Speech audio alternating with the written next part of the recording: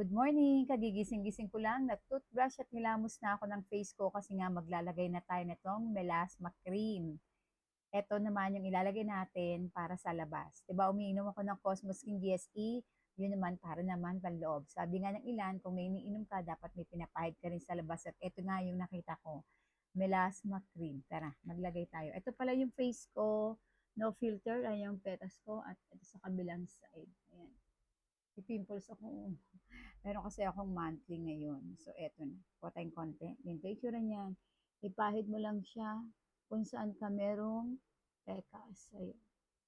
For circular motion, ang ginagawa ko ay sa umaga at sa gabi bago ako matulog. Yun din kasi nakalagay rito sa instruction. Ayan. 2 times. Ito pala yung box niya. Ayan yung picture. Para makatulong sa atin, di ba? Para naman yung Cosmo Skin GSE na iniinom ko ay may katulong siya. Pa-circular motion mo lang. Wait lang.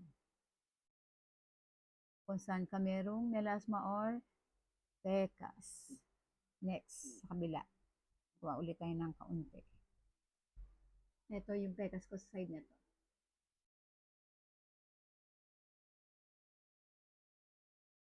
Kapag ka pekas update, at pinapakita ko sa yung pekas ko, hindi ako naglalagay ng filter. Kasi gusto ko makita nyo yung pekas ko talaga. Pero syempre, ginagamit ko yung filter dito sa TikTok. Sayang yun. Para naman kahit pa paano ay matakban yung pekas ko. Kapag hindi pekas update, ha? Ayan. Pero pag ganitong pekas update, hindi talaga ako nag-filter. Para kitang-kita nyo talaga yung bare face ko.